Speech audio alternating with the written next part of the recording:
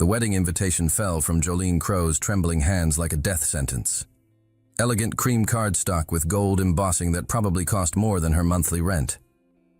Wesley Matthews and Victoria Sterling request your presence. Her ex-fiancé.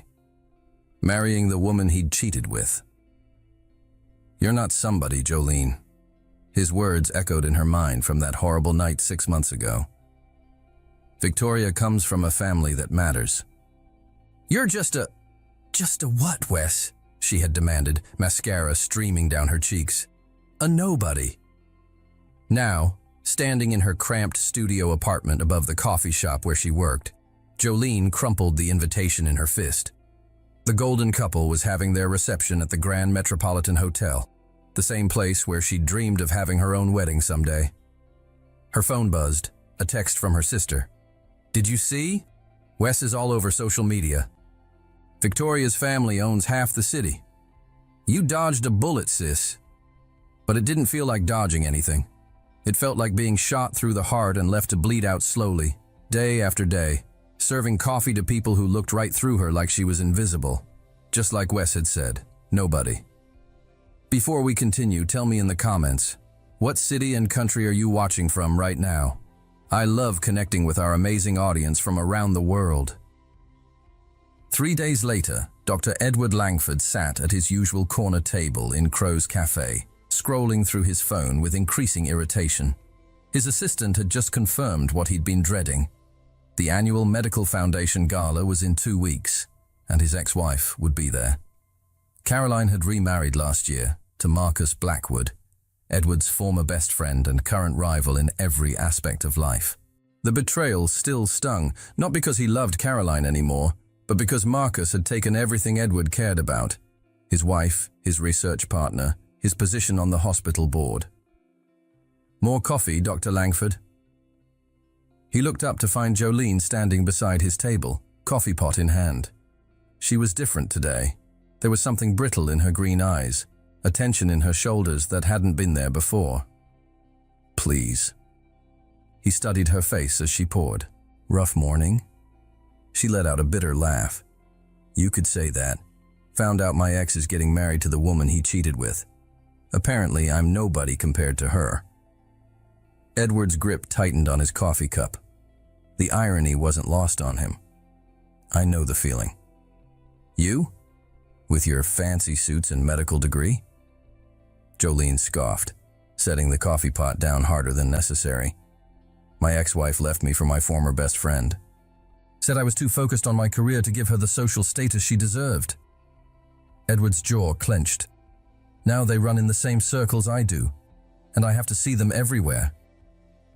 For a moment they stared at each other, two wounded souls recognizing the same pain in the other. There's a gala in 2 weeks, Edward said suddenly, his analytical mind already forming a plan. The annual Medical Foundation event. It's significant in our social circle. Sounds fancy, Jolene said, starting to turn away. Marry me. The words hung in the air like a challenge. Jolene spun around, eyes wide. Excuse me? Edward stood up, his tall frame towering over her. I need a wife for that gala. Not a girlfriend, not a date, a wife. Someone who can walk in there and make it clear that Dr. Edward Langford has moved on completely. Are you insane? Jolene whispered, glancing around the empty cafe. Probably. His gray eyes were intense, calculating. But think about it. How would your ex feel if he found out you married a successful surgeon, that nobody he discarded became Mrs. Dr. Langford? Jolene's pulse quickened. The image of Wes's shocked face flashed through her mind. Victoria's perfectly manicured hand flying to her throat in surprise. All those people who'd looked through her suddenly forced to see her. What would you get out of it? She asked carefully. Revenge, Edward said simply. The same thing you would. That evening, Edward paced his penthouse office while Jolene sat stiffly on his leather couch, still processing what she'd agreed to. This is completely crazy, she muttered for the 10th time. Crazy problems require crazy solutions. Edward pulled out a manila folder. I've had my lawyer draft a contract. This is purely business. A prenup? More than that. a complete agreement outlining the terms of our arrangement. He sat across from her, suddenly all business. The marriage lasts exactly 6 months. Long enough to make an impression, short enough to avoid complications. Jolene opened the folder, scanning the pages. You want me to move in here? We need to appear legitimate. My housekeeper, Mrs. Chen, will ensure you have everything you need. New wardrobe, etiquette coaching if necessary.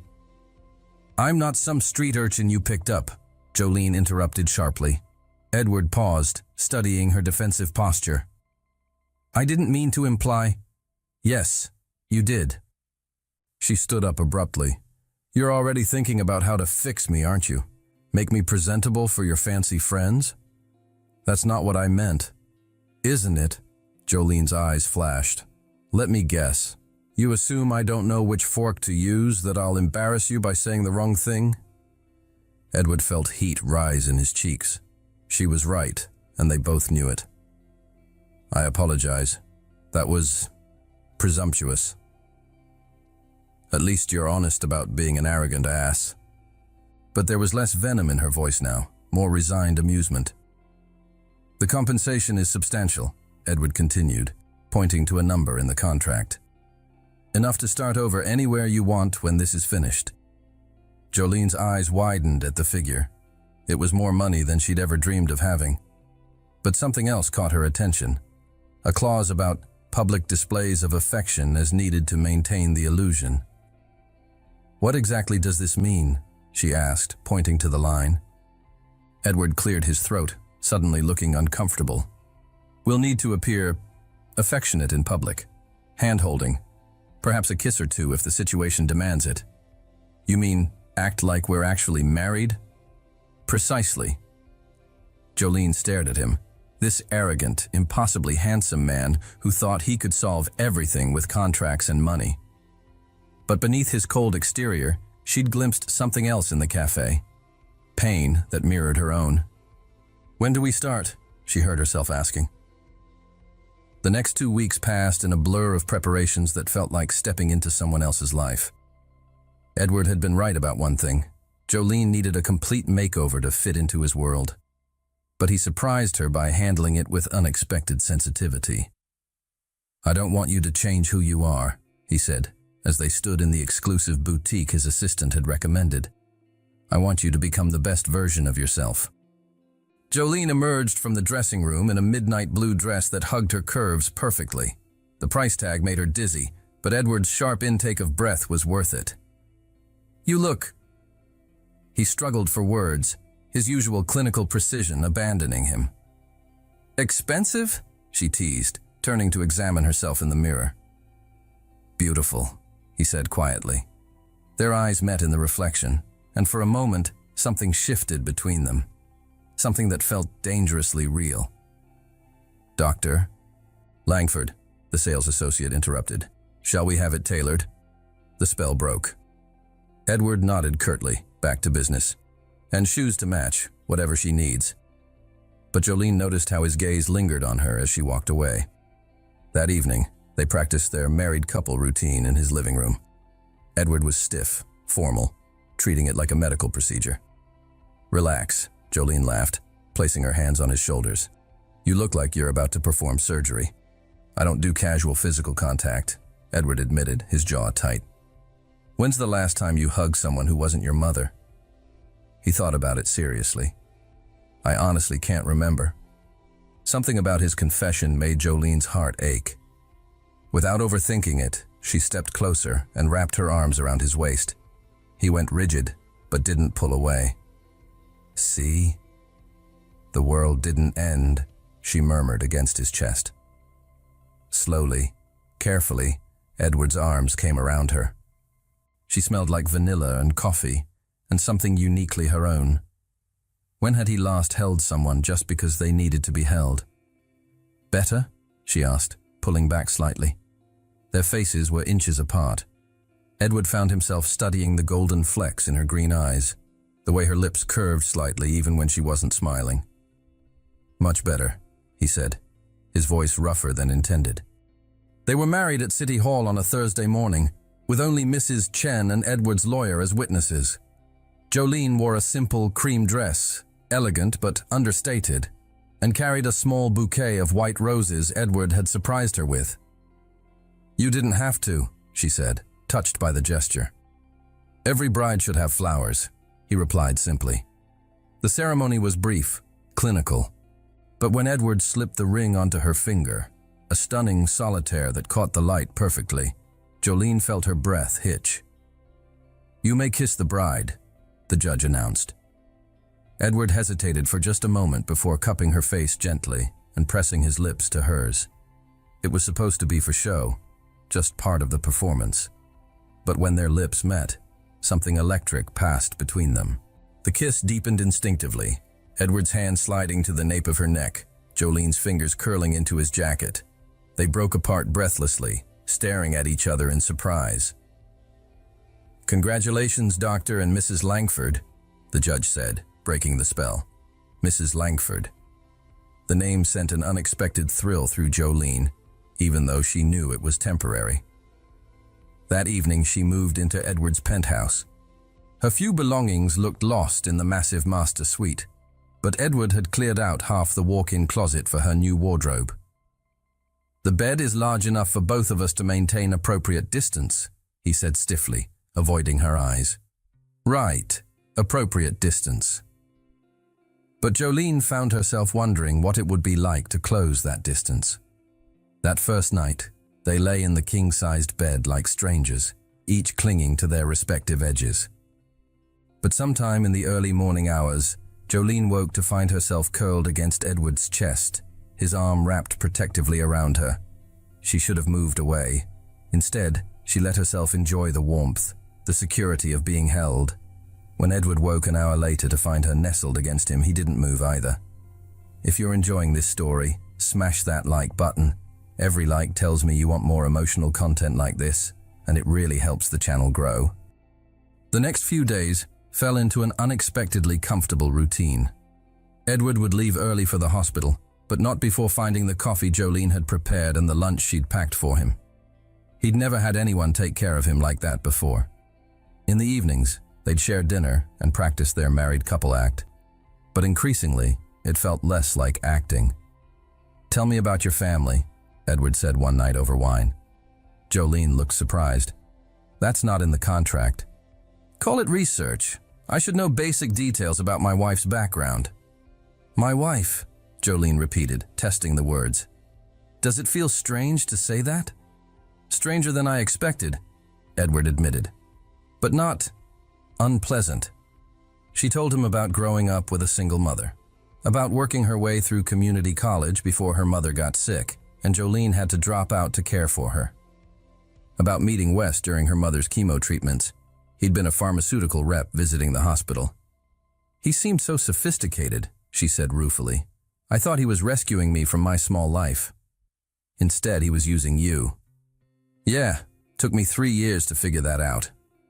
She took a sip of wine. "What about you? Always knew you'd be a surgeon." Edward's expression grew distant. "My father was a surgeon, and his father before him. I don't think I ever considered another option." "Do you love it?" The question caught him off guard. "I'm good at it." "That's not what I asked." He was quiet for a long moment. "I used to, before it became about competition and politics and proving myself worthy of the family name." "When did it stop being about helping people?" Edward looked at her sharply. No one had ever asked him that before. "I'm not sure it ever was. For my family, medicine was always about prestige first, patients second." "That's sad," Jolene said softly. "Is it? I've built a successful career, earned respect. But are you happy?" The simple question hung between them. Edward realized he couldn't remember the last time someone had asked him about his happiness. Caroline certainly never had. "Happiness is a luxury," he said finally. "No, it's not. It's a choice." 3 days before the gala, Edward came home to find Jolene practicing her introduction in front of the bathroom mirror. "Hello, I'm Jolene Langford," she was saying to her reflection, then shaking her head. "No, that sounds too eager." "Hi, I'm Mrs. Edward Langford." God, that sounds pretentious. Edward leaned against the doorframe, watching her. "Just be yourself." She jumped, not realizing he was there. "Myself got me a cheating ex and a studio apartment above a coffee shop. Myself is intelligent, compassionate, and stronger than she gives herself credit for." Jolene turned to face him, surprised by the conviction in his voice. "You think I'm intelligent? You speak 3 languages. You put yourself through college while caring for a sick parent, and you're running a business with almost no startup capital." Edward stepped closer. "Yes, I think you're intelligent. I also think you're brave." "Brave? You agreed to marry a complete stranger for revenge. That takes courage. Or insanity. Possibly both." Jolene laughed, some of her tension easing. "What about you? Having second thoughts about your fake wife?" Edward studied her face, flushed from practice, eyes bright with nervous energy, hair slightly mussed. When had she become so beautiful to him? "No second thoughts," he said quietly. The intensity in his gaze made Jolene's pulse quicken. They were standing close now, close enough that she could smell his cologne, see the gold flecks in his gray eyes. "Edward," she whispered, not sure what she was asking for. His hand came up to cup her cheek, thumb tracing her lower lip. "We should maintain appropriate distance." But neither of them moved away. "Appropriate distance," Jolene repeated breathlessly. "It's in the contract." "Right, the contract." Edward's other hand found her waist, pulling her incrementally closer. "This is just practice." "Practice," she agreed, her hands sliding up his chest to rest on his shoulders. "For the gala. For the gala." He was leaning down, she was tilting up, the space between them disappearing. The sound of Edward's phone ringing shattered the moment. He jerked back, running a hand through his hair as he answered. "Dr. Langford." Jolene pressed her palms to her burning cheeks, trying to collect herself. What was happening to her? This was supposed to be business, revenge, nothing more. But looking at Edward as he discussed surgery schedules, seeing the way he'd looked at her moments ago, she realized their arrangement was becoming dangerously complicated. The Grand Metropolitan Hotel was a vision of elegance and excess. Crystal chandeliers cast rainbow prisms across marble floors, and the city's elite mingled in designer gowns and perfectly tailored tuxedos. Jolene stood at Edward's side, her hand tucked into his elbow, and tried not to feel overwhelmed. Her midnight blue gown felt like armor, her jewelry like war paint. "Breathe," Edward murmured in her ear. "You belong here as much as anyone else." "Do I?" she whispered back. "More than most." His hand covered hers reassuringly. "Ready?" They made their entrance like conquering royalty. Edward's colleagues turned to look, their expressions ranging from curious to shocked. Several women looked Jolene up and down with undisguised envy. "Edward, darling." A woman's voice cut through the crowd, artificially bright. Jolene felt Edward tense beside her as his ex-wife Caroline approached, her arm linked with a distinguished man who could only be Marcus Blackwood. "Caroline. Marcus." Edward's voice was coolly professional. "We heard rumors that you'd remarried, but we simply had to see for ourselves," Caroline gushed, her smile sharp as glass. She was beautiful in an ice queen way, blonde, perfectly composed, every inch the society wife. "Caroline Marcus, I'd like you to meet my wife, Jolene." "Mrs. Langford," Jolene said smoothly, extending her hand with the confidence Edward had helped her cultivate. Caroline's handshake was brief, dismissive. "How lovely. And what do you do, dear?" The question was designed to expose Jolene as an outsider, someone without the proper pedigree. But Edward stepped smoothly into the trap. "Jolene owns several businesses," he said proudly. "She's brilliant with entrepreneurship." It wasn't technically a lie. The coffee shop was a business, even if it was small. "How fascinating," Marcus said, his tone suggesting it was anything but. "Which industry?"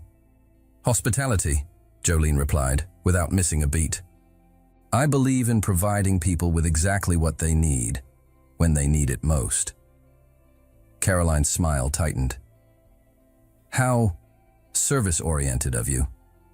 The insult was subtle but clear. Before Jolene could respond, Edward's arm slipped around her waist, pulling her closer.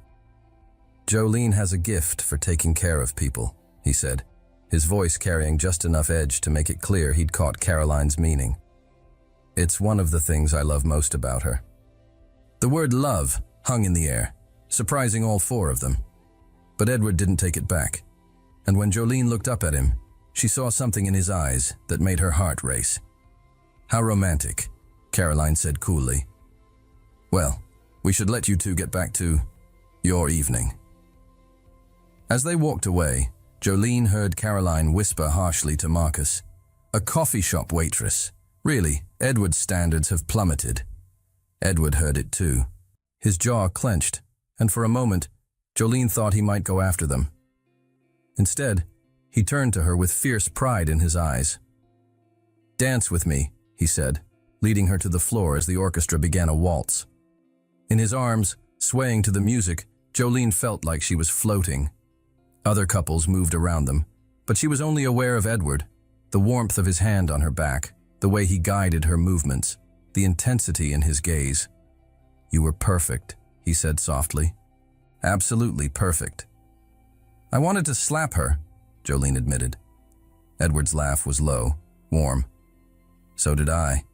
But this was better. You showed them exactly who you are. Intelligent, graceful, unshakable. Is that how you see me? Among other things. His hand tightened on her waist, pulling her closer than strictly proper. Jolene, I need to tell you something. Edward! There you are!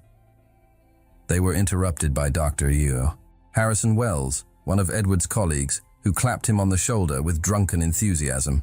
You dark horse, Harrison laughed. Married and didn't tell any of us. She's stunning, absolutely stunning. More colleagues gathered, all wanting to meet the mysterious Mrs. Langford. Jolene found herself separated from Edward, fielding questions and compliments while he was pulled into discussions about hospital politics. She was holding her own beautifully when she heard a familiar voice that made her blood freeze. Well, well, if it isn't little Jolene Crow. She turned to find Wes standing behind her, impeccably dressed, and wearing a smug smile that made her want to throw her champagne in his face. It's Jolene Langford now, she said coolly. Wes's eyes widened with genuine surprise. You actually married him? I heard rumors, but I thought... When did this happen? Recently. She lifted her chin defiantly. I suppose congratulations are in order for you as well. I heard about your wedding. Yes, well. Wes straightened his tie, looking pleased with himself. Victoria and I are very happy. Her father's connections have been invaluable for my career. How romantic, Jolene said dryly. Wes stepped closer, lowering his voice. Come on, Jolene. We both know this is just a rebound marriage. You were devastated when I left you. This is just you trying to prove something. The only thing I'm proving is that I dodged a bullet. Really? Because from where I'm standing, it looks like you're playing dress-up in a world you don't belong to. His voice turned cruel. How long do you think this will last? A few months? A year? Men like Dr. Langford don't stay married to women like you. The words hit harder than they should have, probably because they echoed her own fears. But before she could respond, a familiar voice cut through the conversation. Is there a problem here? Edward appeared at her side, his presence immediately commanding. He took in Wes's proximity to Jolene, her tense posture, and his expression grew dangerous. Dr. Langford, Wes said, extending his hand with false bonhomie. Wesley Matthews, I'm an old friend of your wife's. Edward ignored the offered handshake, his arm sliding possessively around Jolene's waist. I don't believe my wife mentioned you. We were close. Once. Were. Edward's tone made it clear what he thought of past tense relationships. And now you're married to someone else, I believe? Congratulations. The dismissal was polite, but absolute. Wes's face flushed, clearly not used to being dismissed so thoroughly. Yes, well, Victoria's around here somewhere. Perhaps we'll see you both later. Perhaps, Edward said, making it clear they wouldn't. After Wes slunk away, Edward turned to Jolene with concern. Are you all right? Fine, she said quickly, but he could see the hurt in her eyes. What did he say to you? Nothing I haven't thought myself. She looked up at him, vulnerable despite her brave front. He said men like you don't stay married to women like me. Edward's jaw tightened dangerously. Men like me? Rich, successful, from good families. She tried to pull away, but he held her firmly. Jolene, look at me. When she reluctantly met his eyes, he continued. I've spent my entire life around good families, and they're perfectly suitable daughters. Do you know what they all have in common? She shook her head. They're boring, predictable. They want the same things, say the same things, care about the same meaningless status symbols. His hands came up to frame her face. You make me laugh. You challenge me. You make me want to be a better man, not just a more successful one. Edward, I'm not finished. His thumbs traced her cheekbones. You think I'm too good for you? Jolene, you're too good for me. You always have been. Before she could respond, he kissed her.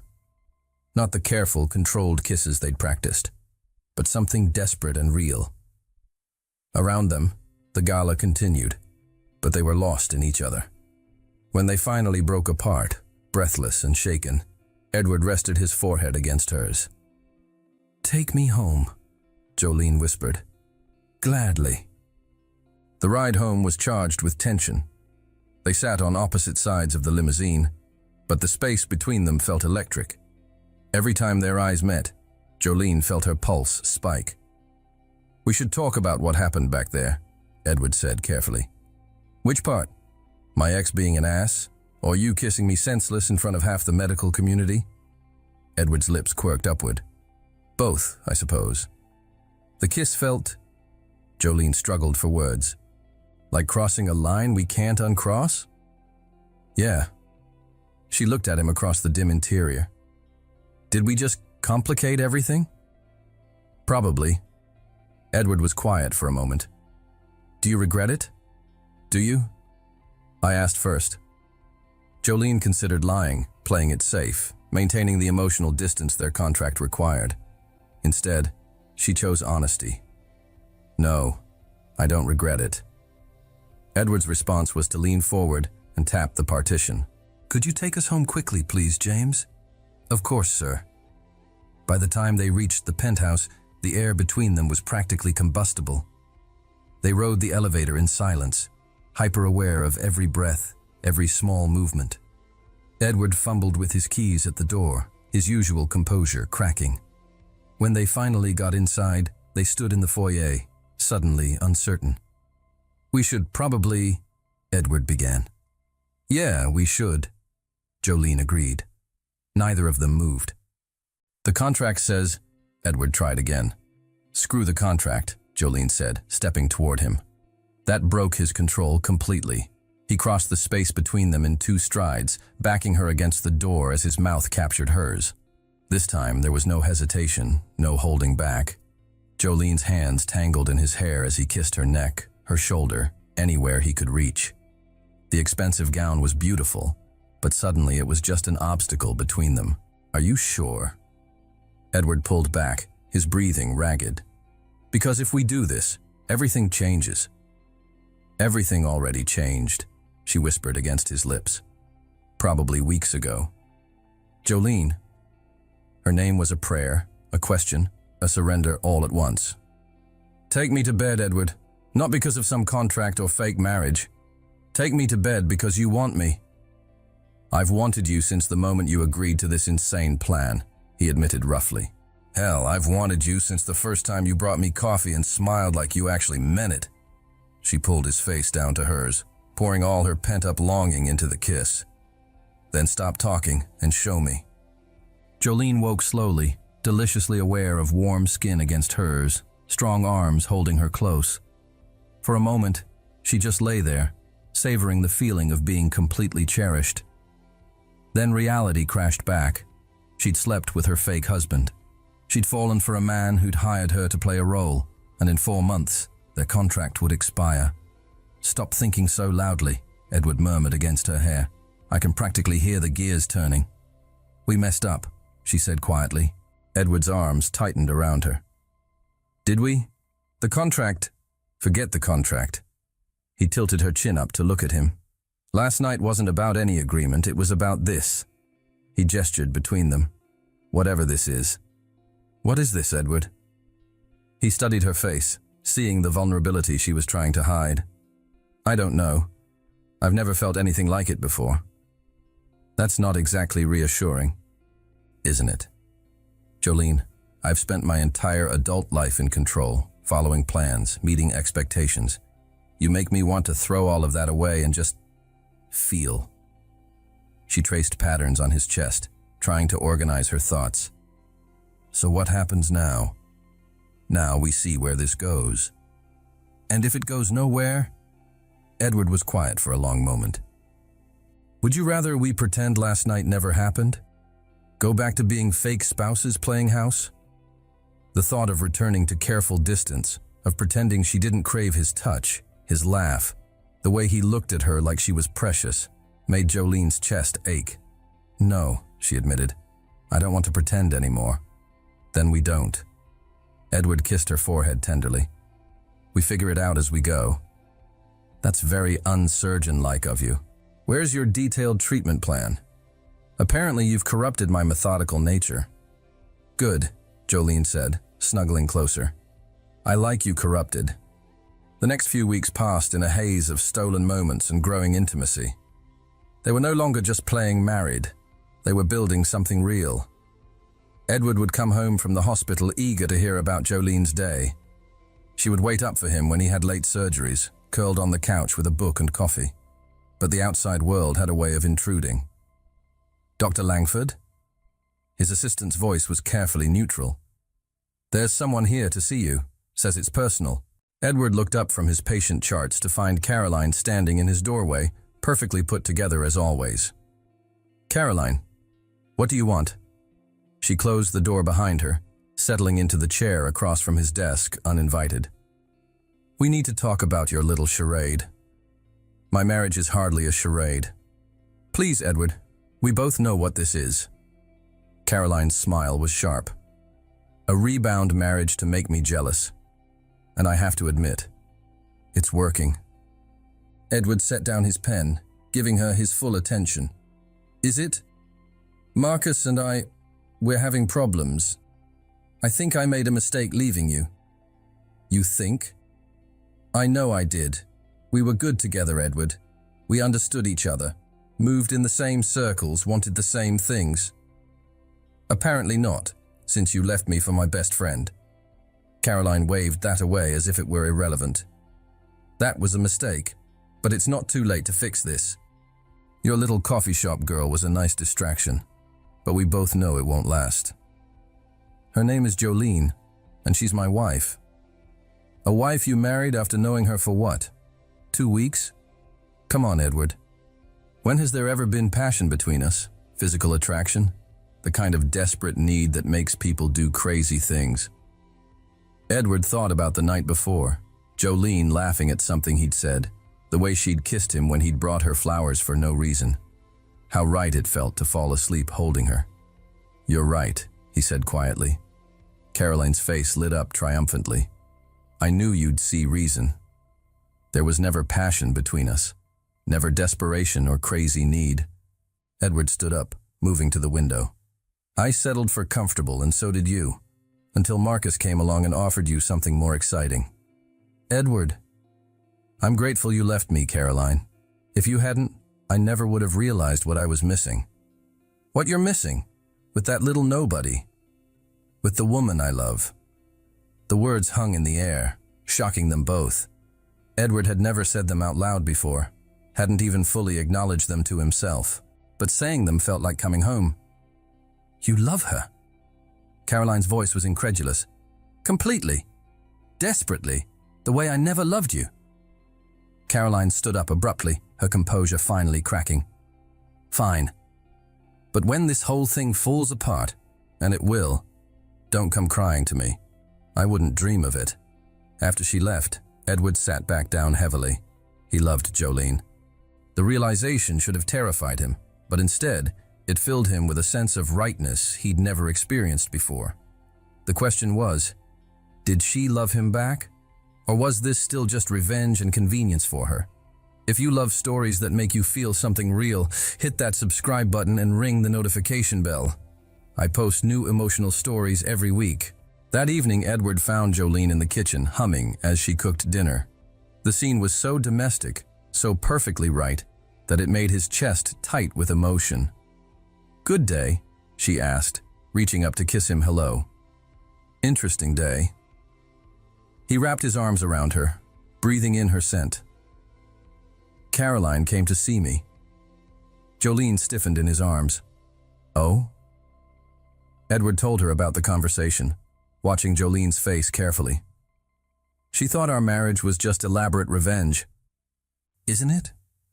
Jolene's voice was carefully neutral. "Is it? For you?" She pulled away, busying herself with the stove. "It started that way. And now?" Jolene was quiet for a long moment, her back to him. "Now I'm terrified." "Of what?" "Of this." She gestured between them without turning around. "Of feeling this much for someone who hired me to play a role." Edward moved behind her, his hands settling on her shoulders. "Jolene, look at me." She turned reluctantly, and he could see the fear in her green eyes. "I didn't hire you to play a role. I hired you to be my fake wife. But somewhere along the way, you became my real one. Edward, I love you." The words came easier the second time. "Not the revenge, not the arrangement, not what you represent. You, the woman who hums while she cooks, who reads medical journals just to understand my day better, who makes me laugh at myself." Tears spilled down Jolene's cheeks. "You can't love me. Too late, already do." "But what happens when the 6 months are up? When you don't need a wife anymore?" Edward cupped her face, wiping away her tears with his thumbs. "Then I'll ask you to stay anyway. Not as my contractual wife, but as my real one, forever. What if I'm not enough? What if you wake up one day and realize Caroline was right, that you settled for someone beneath you? Jolene," his voice was firm, commanding. "Listen to me very carefully. You are not beneath me.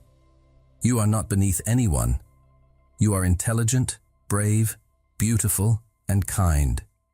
You make me want to be worthy of you." "I love you too," she whispered, the words tumbling out like a confession. "I've been fighting it for weeks because I was so scared you'd realize your mistake." Edward's smile was radiant. "The only mistake I made was waiting this long to tell you." He kissed her then, pouring all his love and certainty into it. When they broke apart, both breathless, Jolene laughed through her tears. "So what now? Do we still pretend this is fake?" "There's nothing fake about this anymore," Edward said firmly. "Tomorrow I'm calling my lawyer to tear up that contract. I want to start over. Do this right." "Meaning?" "Meaning I want to court you properly. Take you on real dates, not business arrangements. I want to earn your love, not buy it." Jolene smiled, feeling lighter than she had in months. "You already have my love, but I wouldn't say no to being courted by Dr. Edward Langford." "Good, because I plan to spend the rest of my life proving I deserve it." 3 weeks after their love confession, their newfound happiness was shattered by an unexpected visitor. Jolene was alone in the penthouse when the doorman called up. "Mrs. Langford, there's a woman here claiming to be your sister. Should I send her up?" "My sister?" Jolene frowned. She hadn't spoken to Emma in months, not since their mother's funeral. "Yes, send her up." Emma Crow looked exactly like Jolene, but harder somehow. Sharp edges where Jolene was soft curves, calculating eyes where Jolene's were warm. She carried a thick manila envelope that made Jolene's stomach clench with unease. "Hello, sis," Emma said, surveying the expensive penthouse with obvious envy. "Nice place. Your little plan worked out beautifully, didn't it?" "Emma, what are you doing here?" "Can't a sister visit, especially when she wants to congratulate you on the most elaborate con I've ever seen?" Emma's smile was cold, predatory. "Though I have to say, I'm impressed. Dr. Edward Langford himself, caught like a fish on a hook." Jolene felt ice form in her veins. "What are you talking about?" "Oh, come on, Jolene. Drop the innocent act. I know exactly what you did." Emma opened the manila envelope, pulling out stack after stack of printed pages. "Did you really think deleting your browser history would be enough? Good thing I'm handy with data recovery software." Jolene stared at the papers Emma spread across the coffee table like evidence at a crime scene. Her heart stopped as she recognized them. Screenshots of Google searches, printed emails, cached web pages, all bearing timestamps from months before she'd ever officially met Edward. "Let's see," Emma said with theatrical delight, rifling through the papers. "Dr. Edward Langford schedule. Brooks Memorial Hospital staff directory. How to accidentally meet someone. Oh, this one's my favorite. Manhattan's most eligible bachelors under 40. Emma, you don't understand, don't I?" Emma held up another sheet. "Here's your search history from 6 months ago. Crow's Cafe delivery routes. Hospital cafeteria contracts." "And look at this. You researched which coffee suppliers Brooks Memorial uses, then convinced your manager to switch suppliers so you could personally deliver to the hospital." Jolene's face went white. "That's not what? Not evidence that you stalked your future husband for months before your chance meeting." Emma pulled out more papers. "Phone records show 17 calls to Brooks Memorial's legal department. You spoke with David Martinez, Edward's lawyer, pretending to be from various service companies. Here's one where you pose as a catering coordinator to find out about his eating habits." The room spun around Jolene. Every calculated move she'd made, every carefully orchestrated coincidence was laid bare in black and white. "My personal favorite," Emma continued, pulling out an email thread, "is when you hacked into his calendar through his assistant's computer when you delivered coffee. That's how you knew about his ex-wife remarrying, isn't it? How you knew he'd be desperate for a companion to the gala." "Stop," Jolene whispered. "And the pièce de résistance, your conversation with David Martinez where you, posing as a medical supply representative, casually mentioned how convenient contract marriages were becoming among busy professionals. 3 days later, David suggested the idea to Edward. Brilliant, really." Jolene collapsed onto the sofa, staring at the mountain of evidence. "How did you get all this? I'm a freelance IT forensics specialist, Jolene. Did you forget? When you disappeared after Wes broke up with you, I got worried. So I recovered your deleted files to see if you'd done something drastic." Emma's laugh was harsh. "Turns out you had. Just not what I expected." "What do you want?" Jolene's voice was barely audible. "What do I want? I want my cut." Emma leaned back, satisfied. "You landed yourself a multimillionaire through months of psychological manipulation and careful planning. The least you can do is share the wealth with the sister who taught you everything you know about computers. This isn't what you think, isn't it? Let's see what Dr. Perfect would think when he discovers his beloved wife spent months stalking him, manipulating his lawyer, orchestrating their entire relationship. That every chance encounter, every coincidence that brought you together was carefully planned." Emma's eyes glittered with malice. "Think he'll still believe your love is real when he finds out he was prey from day one?" "I did love him," Jolene said desperately. "I do love him. That part wasn't fake." "Oh, I believe you. That's what makes this so delicious. You actually fell for your own mark." Emma gathered the papers back up. "But will he believe it? When he sees evidence that you targeted him specifically, that you researched his vulnerabilities and exploited them, that you manipulated him into proposing to you." Before Jolene could respond, they heard the sound of Edward's key in the lock. "Jolene? I'm home early. his voice called out, warm with affection. Emma smiled wickedly. Showtime, unless of course you'd prefer to discuss my very reasonable financial requirements privately. How much? Jolene asked in defeat. 100,000. A small price for keeping your fairy tale intact. The door opened, and Edward walked in, his face lighting up when he saw Jolene before registering the tension in the room and the stranger beside her. I didn't realize we had company, he said carefully, noting Jolene's ashen complexion. Edward, this is my sister Emma, Jolene managed, her voice strained. Emma, my husband, Dr. Edward Langford. The famous Dr. Langford, Emma said, extending her hand with false warmth. I've heard so much about you. Though I have to say, Jolene's been quite thorough in her research. Edward's eyes sharpened at her choice of words. Research? Oh yes, she's been following your career for quite some time. Haven't you, sis? Jolene shot her sister a desperate look, but Emma was just getting started. I was just telling Jolene how impressed I am with her dedication, the way she managed to position herself perfectly to catch your attention. Quite the strategic mind, our Jolene. Edward looked between the two sisters, sensing undercurrents he didn't understand. I think I should let you two catch up privately.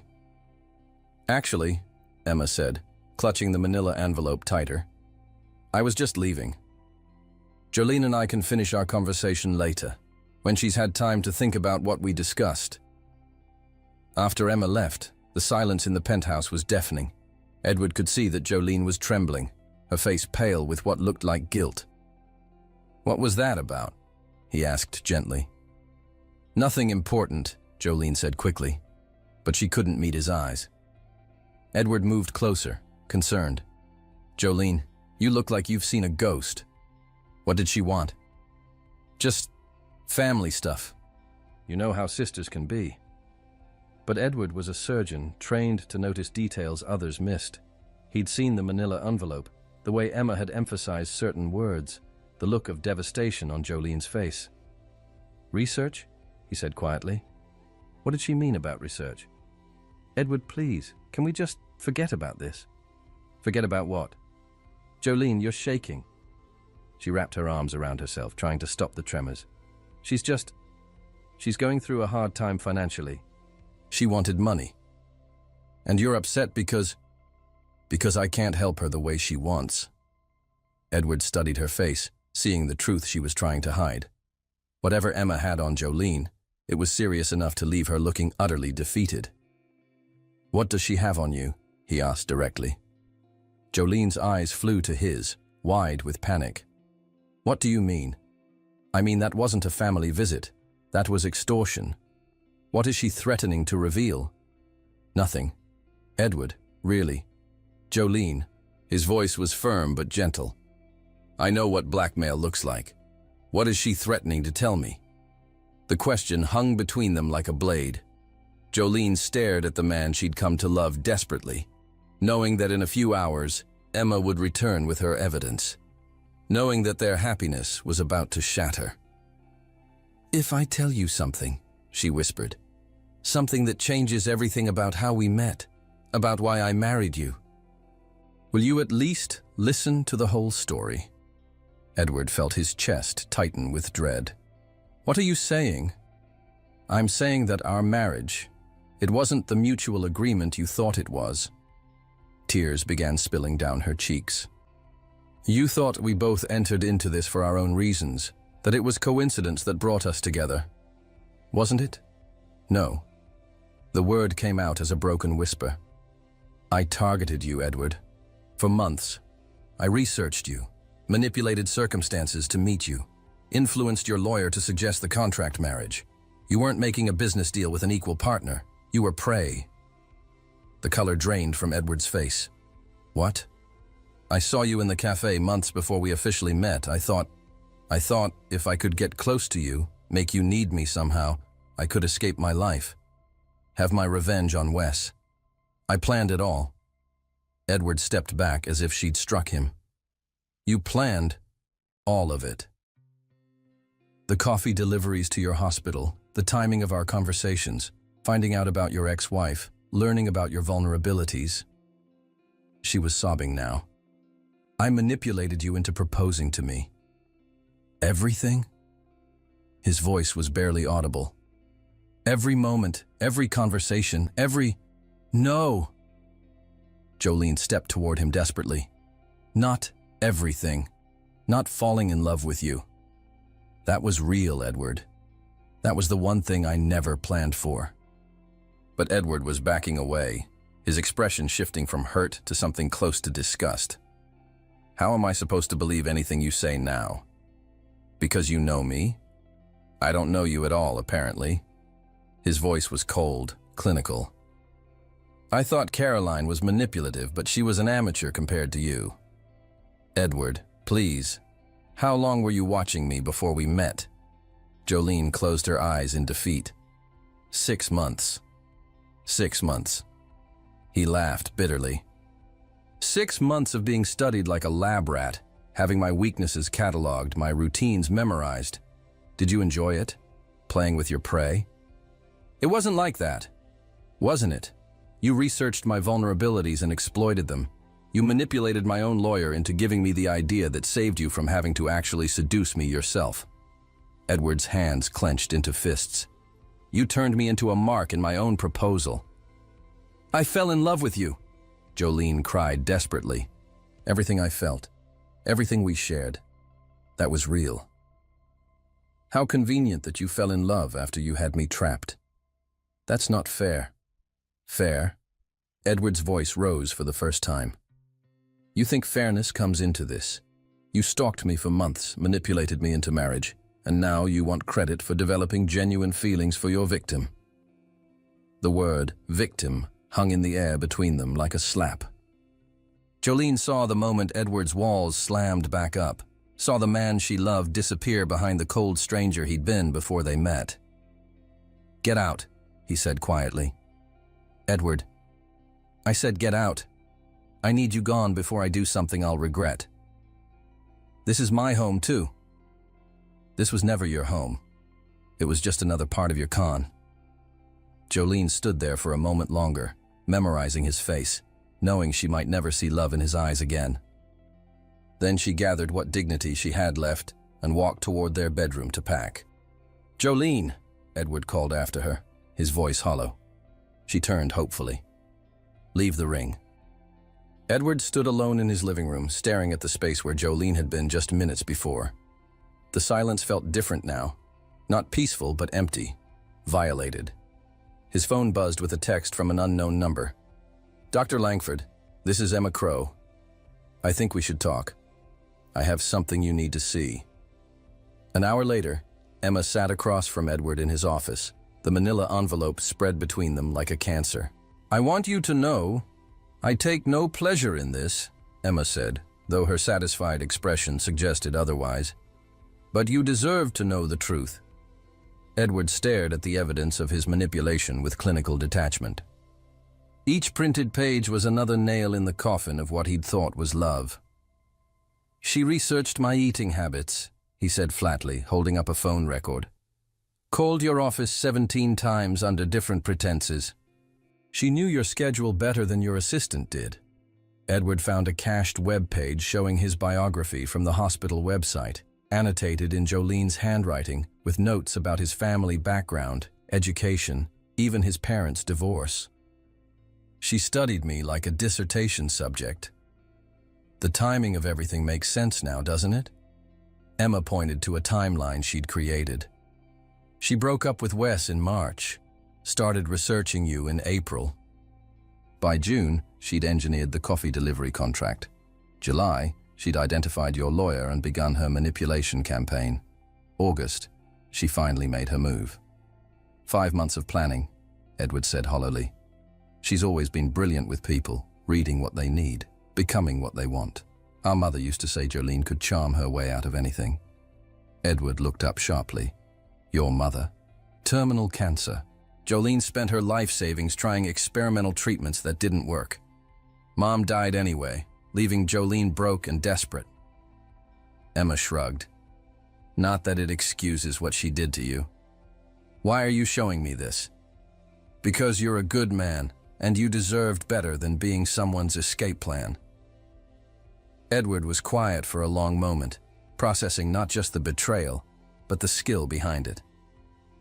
"She's brilliant," he said finally. "What?" "This level of psychological manipulation, strategic planning, execution." He gestured to the evidence. "It's actually impressive. She identified a target, researched weaknesses, created multiple contingency plans, and executed flawlessly. You sound almost admiring." "Professionally, I am. Personally..." Edward's jaw tightened. "I feel like the biggest fool who ever lived. What will you do now?" Edward gathered the papers, his movements sharp with controlled anger. "Now I protect myself from further manipulation. File for divorce, division of assets, restraining order if necessary." "She really did seem to love you, you know. These last few weeks especially." Edward's laugh was bitter. "Stockholm Syndrome. She spent so long pretending to care about me that she convinced herself it was real. Maybe. Or maybe falling in love with your Mark wasn't part of her plan. It doesn't matter now, does it?" Edward stood up, signaling the end of the conversation. "The foundation of our entire relationship is a lie. Everything she knows about me was acquired through deception. Every intimate moment was built on manipulation." After Emma left, Edward sat alone with the evidence of his humiliation. His phone showed 17 missed calls from Jolene, but he deleted them without listening to the voicemails. She'd played him perfectly, identified his loneliness, his need to prove himself superior to Marcus and Caroline, his desire for genuine connection. She'd become exactly what he needed when he needed it. The woman he'd fallen in love with had never existed. She was just a character Jolene had created to trap him. 2 weeks later, Jolene sat in her lawyer's office, pale and exhausted from sleepless nights spent trying to figure out how to salvage her marriage. "Mrs. Langford, I have to be honest," her attorney said gently. "Your husband's legal team is aggressive. They're pushing for fraud charges." "Fraud?"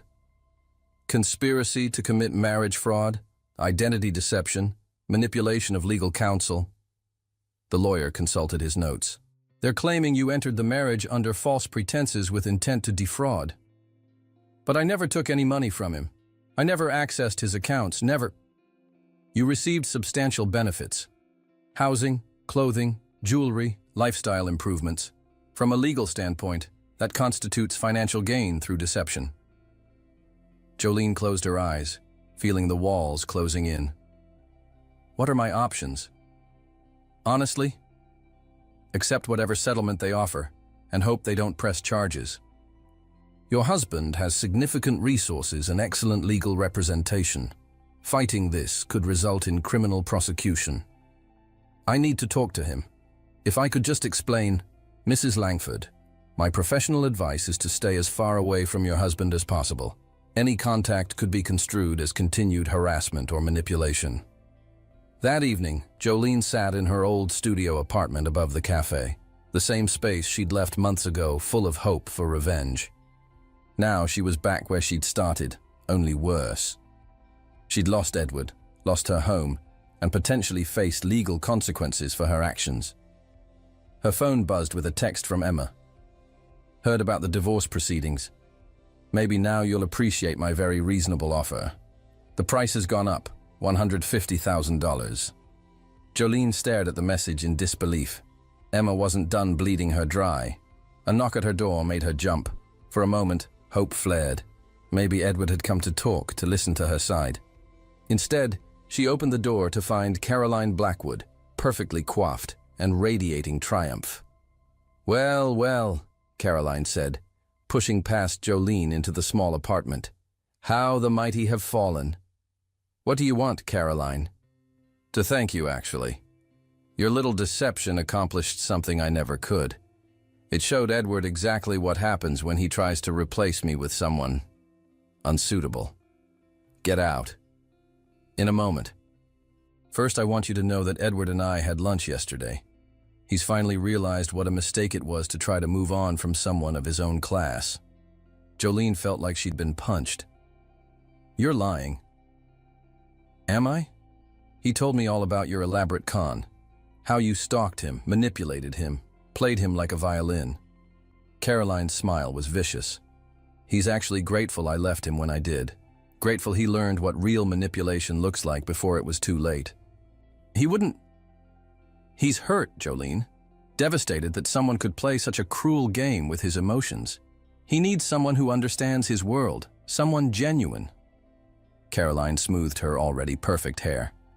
Someone like me. You're just as manipulative as you claim I am.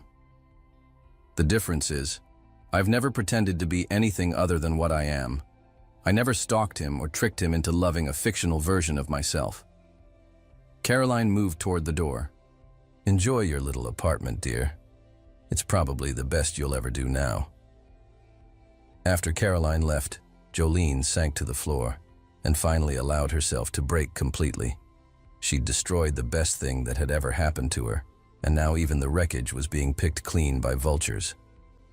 Marcus Blackwood found Edward at their old college bar, 3 drinks deep and staring at his phone like it had personally betrayed him. You look like hell, Marcus said, sliding into the opposite booth. Shouldn't you be with your wife? Edward didn't look up. Caroline's at her book club. Besides, she's not why I'm here. Then why are you here?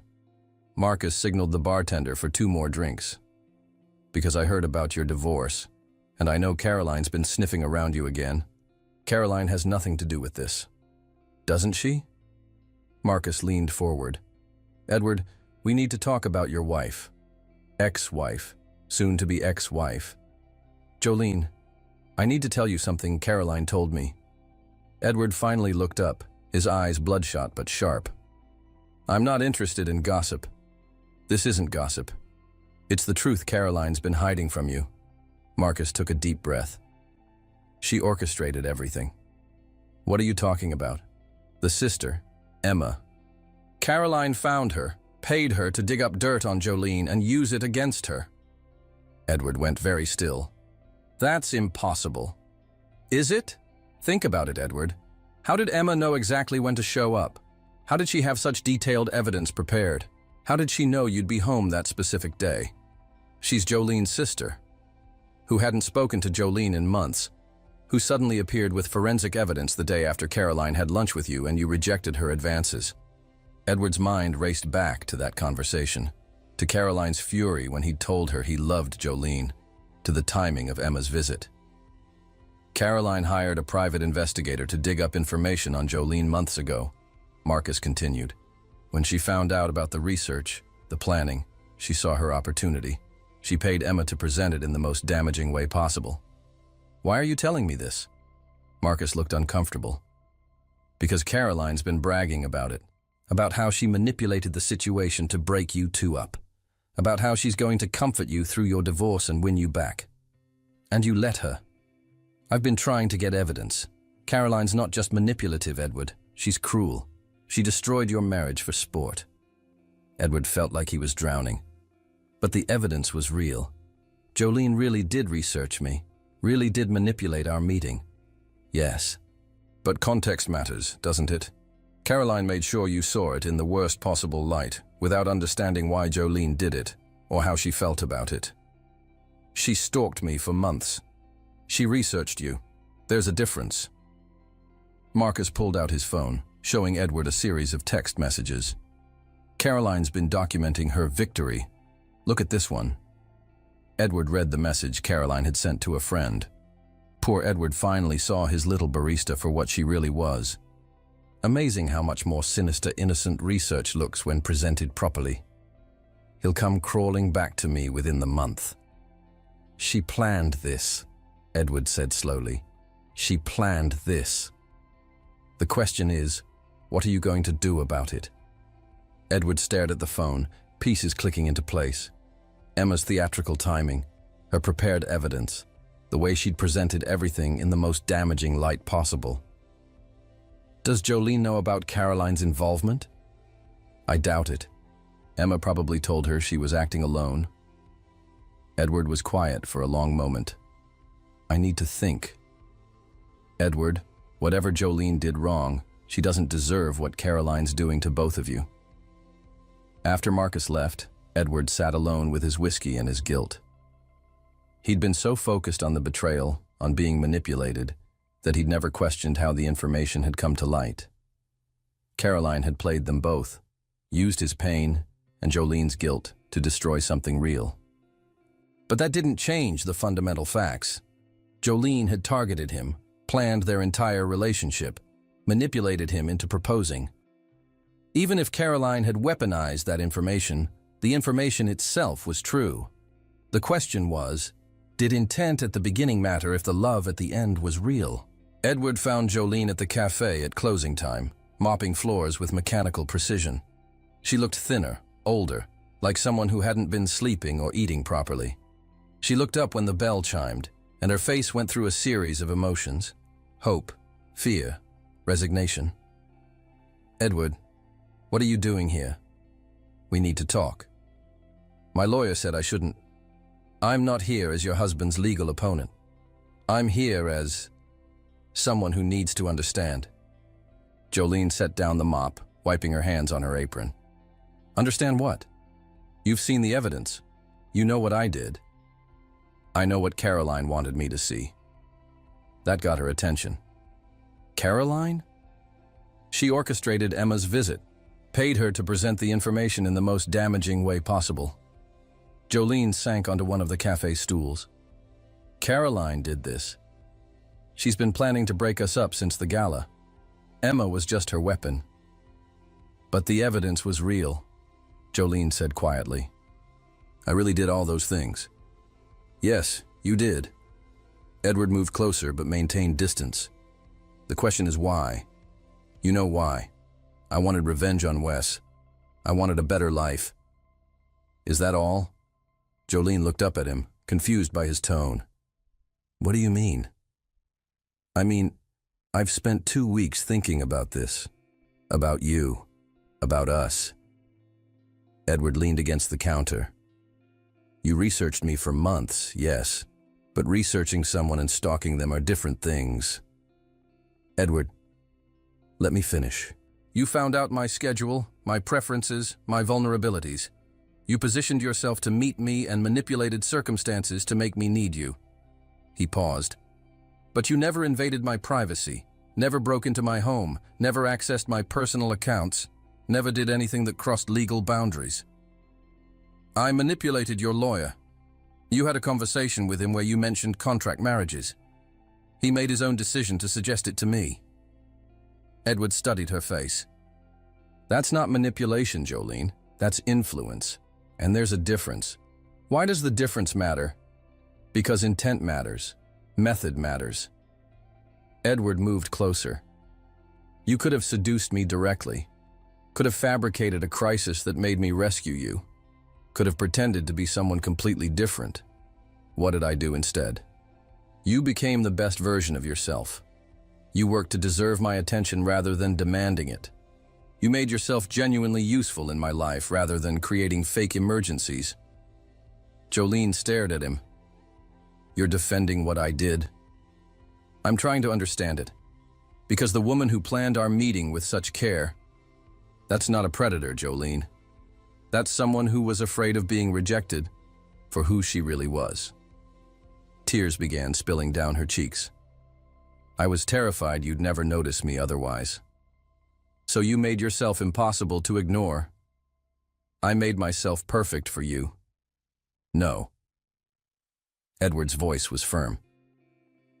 "You made yourself the best version of who you already were. That's why I fell in love with you. Not because you were playing a character, but because you were trying so hard to be worthy of love."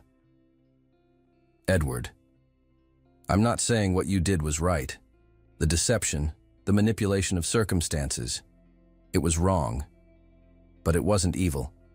It was desperate." Jolene wiped her eyes with shaking hands. "Does that make a difference?" "It makes all the difference in the world." Edward reached for her hands, relieved when she didn't pull away. "Jolene, I've been thinking about something. When you fell in love with me, when did it happen?" "I don't know. Gradually, then all at once." "Was it because of my money? My status?" "No. It was because you were kind to your housekeeper, because you stayed late to check on difficult patients, because you talked to me like I mattered. Those weren't things you could have researched. No, those were just you. Edward squeezed her hands gently. So you fell in love with me despite your plan, not because of it. Yes. And I fell in love with you because of who you are when you're not trying to impress anyone. When you're just Jolene, humming in the kitchen, reading medical journals to understand my day, challenging me to be better. Edward, what are you saying? I'm saying Caroline was right about one thing. Our beginning was based on deception. But she was wrong about what that means for our future. Hope flickered in Jolene's eyes for the first time in weeks. What does it mean? It means we have a choice. We can let the past define us, or we can decide to start over. Really start over, with complete honesty this time. You'd want that? After everything? Edward cupped her face in his hands. Jolene, I've spent 2 weeks trying to hate you. I can't, even knowing what you did, even feeling betrayed and manipulated. I still love you. I love you too, she whispered. I know you have no reason to believe me. I have every reason to believe you. Because loving me was never part of your plan. If this was still a con, you would have taken the settlement money and disappeared. Instead, you're here, working in a cafe, facing potential criminal charges, refusing to give up. So what happens now? Now we start over, for real this time. No contracts, no arrangements, no hidden agendas. Just two people who fell in love despite themselves. Edward leaned down and kissed her then, soft and careful and full of promise. When they broke apart, both of them were crying. There's something else, Edward said. Caroline's been bragging about breaking us up. I think it's time she faced some consequences for her manipulation. What do you mean? I mean, she hired someone to blackmail you. That's illegal, and I have evidence. Jolene looked uncertain. Edward, I don't want revenge anymore. I just want us. This isn't revenge. This is justice. She destroyed our marriage for sport. She needs to be held accountable. What about Emma? Emma was paid to hurt you. That makes her Caroline's victim too, in a way. Edward straightened, his expression growing determined. But Caroline planned this entire thing to manipulate both of us. She's going to learn that actions have consequences. 6 months later, Edward and Jolene renewed their vows in a small ceremony at the same courthouse where they'd first been married. This time, there were no contracts, no hidden agendas, no ulterior motives. Just love. Caroline had been charged with conspiracy and harassment after Marcus provided evidence of her scheme. Emma had agreed to testify in exchange for immunity, finally free from her sister's financial threats. Any regrets? Edward asked as they swayed together at their small reception, surrounded by friends who knew their whole story. About the deception? Yes. About the lies? Yes. Jolene looked up at him with clear eyes. About fighting for you? Never. Good. Because I plan to spend the rest of our lives proving that some things are worth the fight. Even when they start with lies? Especially then. It means, when we choose truth, we really mean it. As they danced, Jolene caught sight of Wes across the room. He'd married Victoria, but they both looked miserable, trapped in their loveless arrangement. He looks like he got exactly what he deserved, Edward murmured, following her gaze. We all did, Jolene replied, pulling her husband closer. I got the man I love. You got someone who chooses you every day. And they got each other. Harsh, Mrs. Langford. Honest, Dr. Langford. I don't do deception anymore, remember? Edward spun her around, laughing at her sass. I love your honesty. Even when it's inconvenient. Especially then. And as they kissed under the stars, both of them knew that sometimes the most beautiful love stories begin with the ugliest truths. What matters isn't how you start. It's how you choose to continue.